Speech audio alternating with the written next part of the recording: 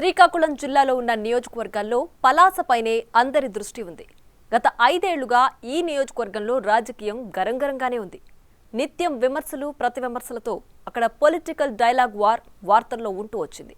ఓవైపు మంత్రి సీదిరి అప్పలరాజు, మరోవైపు టీడీపీ అభ్యర్థిని గౌతు శిరీషకు మధ్య పచ్చగడ్డి వేస్తే భగ్గుమనే వాతావరణం నెలకొంది.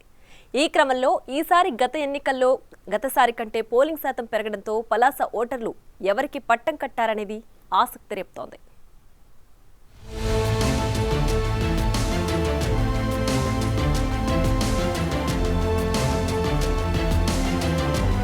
పలాస నియోజకవర్గం అంటే గుర్తొచ్చేది సర్దార్ గౌతు లచ్చన్న. ఉమ్మడి మద్రాస్ రాష్ట్రంలో సోంపేట, శ్రీకాకుళం సిటీ నియోజకవర్గం నుంచి పోటీ చేసి గెలుపొందారు. గౌతు లచ్చన్న కుమారుడు గౌతు శివాజీ. ఆయన సైతం ఉమ్మడి ఆంధ్రప్రదేశ్లో శ్రీకాకుళం జిల్లా సోంపేట నియోజకవర్గం నుంచి 4 సార్లు, పలాస నియోజకవర్గం ఏర్పడిన తర్వాత ఒకసారి టీడీపీ నుంచి పోటీ చేసి గెలుపొంది మంత్రిగా పనిచేశారు. గతంలో ఎప్పుడూ పలాస నియోజకవర్గంలో రాజకీయ విమర్శలు ఒక స్థాయి దాటలేదు.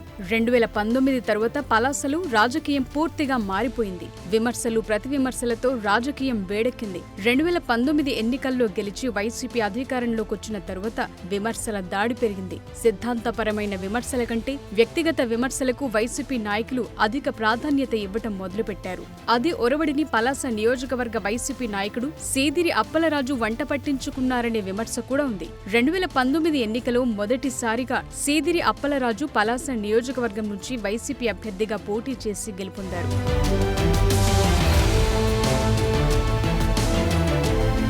టీడీపీ నుంచి పోటీ చేసిన మాజీ మంత్రి గౌతు శివాజీ కుమార్తె గౌతు శిరీషపై సుమారు 15,000 ఓట్ల మెజార్టీతో విజయం సాధించారు. అప్పటి నుంచి పలాసలో రాజకీయ వేడి మొదలైంది. మొదటిసారి గెలిచిన సీదిరి అప్పలరాజుకి ముఖ్యమంత్రి జగన్మోహన్ రెడ్డి మంత్రి పదవి సైతం కట్టబెట్టారు. అసలు గెలిచిన నాటి నుంచే అప్పలరాజు పలాసలో ప్రతీకార రాజకీయాలు మొదలుపెట్టారన్న విమర్శలున్నాయి. పలాస నగరం నడిబొడ్డున ఉన్న స్వాతంత్ర సమర యోధులు సర్దార్ గౌతు లచ్చన్న విగ్రహం తొలగించడానికి ప్రయత్నించడం వివాదాస్పదంగా మారింది.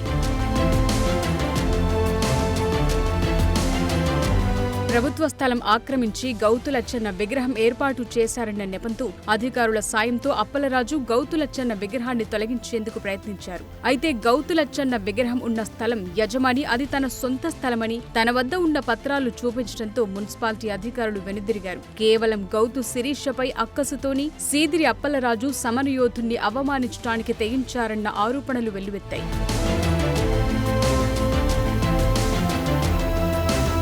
మరోవైపు పలాస శ్రీనగర్ కాలనీలోని కోడెలు చెరువు ప్రాంతాన్ని టీడీపీ నాయకులు ఆక్రమించి ఇళ్ల నిర్మాణాలు చేశారనే నెపంతో శ్రీనగర్ కాలనీ ప్రాంతంలో ఉన్న నిర్మాణాలని మున్సిపాలిటీ అధికారులు తొలగించడానికి ప్రయత్నించడంతో అప్పట్లో పెద్ద రచ్చ జరిగింది. నిర్మాణాల కూల్చివేతను నిరసిస్తూ లోకేష్ పలాస వస్తుండగా ఆయన్ని అరెస్టు చేయటం వివాదాస్పదమైంది. ఆ క్రమంలో మంత్రి అప్పలరాజు గౌతు శిరీషను టీడీపీ క్యాడర్ని ఇబ్బంది పెట్టడానికి కంకణం కట్టుకున్నారన్న అభిప్రాయం వ్యక్తమైంది. తాజా ఎన్నికల్లో ఆ ప్రభావం అప్పలరాజుకు వ్యతిరేకంగా రిఫ్లెక్ట్ అయిందన్న వాదన వినిపిస్తోంది.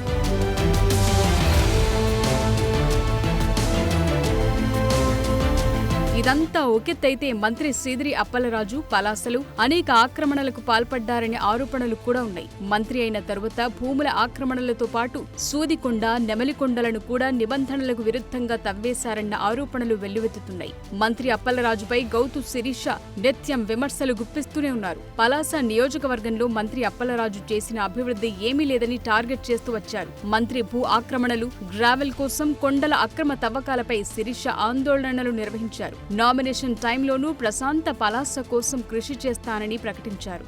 5 సంవత్సరాల అర్ధరహిత పాలన తర్వాత ఈరోజు ఎన్డీఏ ప్రభుత్వంలో మళ్ళీ ఈ 5 సంవత్సరాలు కోల్పోయిన సంక్షేమ అభివృద్ధితో పాటు ప్రజలకి ప్రజాస్వామ్యం ప్రశ్నించే గవర్నమెంట్ రావాలని, మరి వచ్చే ప్రతి ఒక్క ఓటర్లకి, ప్రజలకి, అన్ని వర్గాల వారికి మళ్ళీ పలాసాని కాపాడుకుందాం, పలాసాని సంరక్షించానండి మీ ద్వారా. Save Palasa, safe Palasa. ఎటువంటి రెడ్ జోన్ లో లేకుండా ఫ్రీగా ప్రజాస్వామ్య పద్ధతిలో ఎవరికి నచ్చినట్టు వాళ్ళు ఇబ్బందులు రేపు ఉదయం నామమాత్రం కూడా ఇక్కడ లేకుండా రైతులకి, వ్యాపారస్తులకి, మహిళలకి, ప్రతి ఒక్కరికి కూడా పలాసాని శ్రీకాకుళం జిల్లాలో మళ్ళీ మంచి పేరుతో నిలబెడతారు. ఆ క్రమంలో పలాస నియోజకవర్గంలో అటు మంత్రి సీదిరి అప్పలరాజు, ఇటు గౌతు శిరీషల మధ్య పచ్చగడ్డి వేస్తే భగ్గుమనే వాతావరణం నెలకొంది. గౌతు శిరీష తనపై చేస్తున్న ఆరోపణలు, విమర్శలు తట్టుకోలేక మంత్రి అప్పలరాజు ఆమెను వ్యక్తిగతంగా ఇబ్బంది పెట్టేందుకు పలాసలో గౌతు శిరీష కొత్తగా సొంత ఇంటి నిర్మాణానికి ప్రయత్నిస్తే దానికి కూడా మంత్రి అప్పలరాజు అనేక అడ్డంకులు సృష్టించారు. ఏది ఏమైనా ప్రశాంతంగా ఉండే పలాసలో ఈసారి ఎన్నిక ఉత్కంఠభరితంగా మారింది.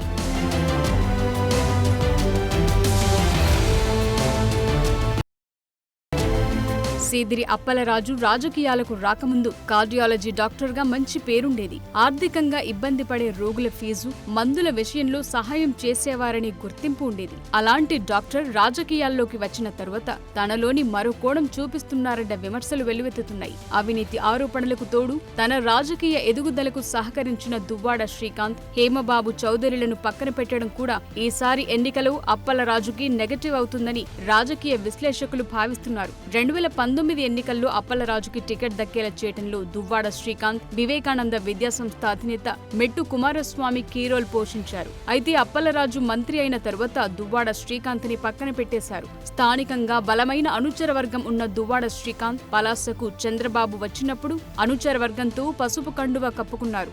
పార్టీ ఆవిర్భావం నుండి వాళ్ళ నాన్నగారు రాజశేఖర రెడ్డి గారు షర్మిలమ్మతో కూడా కలిసి పనిచేసినటువంటి వ్యక్తులు.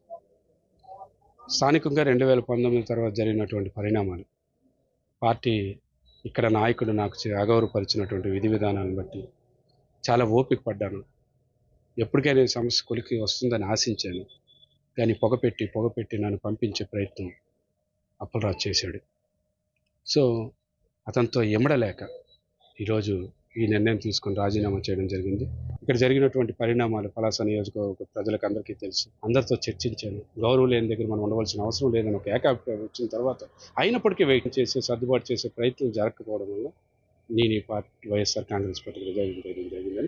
దువ్వాడ శ్రీకాంత్ ఎఫెక్ట్తో అప్పలరాజుకి పలాసలో పెద్ద దెబ్బే పడుతుందంటున్నారు. ఎన్నికల ముందు వరకు అప్పలరాజు విజయావకాశాలపై పాజిటివ్ టాక్ వినిపించింది. అయితే దువ్వాడ శ్రీకాంత్, హేమబాబు చౌదరిలు టీడీపీలో జాయిన్ అయి గౌతు శిరీషకు మద్దతు ప్రచారం చేయడంతో ఇప్పుడు సొంత పార్టీ వారే మంత్రి గెలుపుపై పెదవి విరుస్తున్నారు. గత ఎన్నికల్లో అప్పలరాజు సుమారు 16,000 మెజార్టీతో గెలిచారు. 72.9% పోలింగ్ జరిగిన 2019 ఎన్నికల్లో జనసేన, బీజేపీ ఓట్ల చీలిక అప్పలరాజుకు ప్లస్ అయింది. అయితే ఈసారి కూటమి అభ్యర్థిగా గౌతు శిరీష తిరిగి పోటీ చేయటం కలిసి వస్తుందంటున్నారు.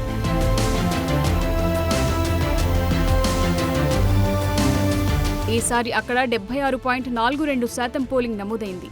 సుమారు 3.07% అధికంగా ఓటర్లు తమ ఓటును వినియోగించుకున్నారు. అదంతా ప్రభుత్వ వ్యతిరేకతేనని, దానికి తోడు మంత్రి అప్పలరాజు వైఖరితో నియోజకవర్గ వాసులు విసిగిపోయి ఉన్నారని, ఈసారి తమ విజయం ఖాయమని టీడీపీ శ్రేణులు ధీమా వ్యక్తం చేస్తున్నాయి. అదీకాక ఈసారి మంత్రి సీదిరి అప్పలరాజుకి అత్యంత సన్నిహితంగా ఉన్నవారే ఆయన్ని డబ్బుల పంపకంలో బోల్తా కొట్టించారనే ప్రచారం జరుగుతోంది. మంత్రి సీదిరి అప్పలరాజుకి అత్యంత నమ్మకంగా ఉన్న 4 ప్రధాన వ్యక్తులే ఆ డబ్బులు పంచకుండా నొక్కేశారని వైసీపీ నాయకులే ఆగ్రహం వ్యక్తం చేస్తున్నారు. మరి చూడాలి ఈసారి పలాస ఓటర్ల తీర్పు ఎలా ఉండబోతోందో.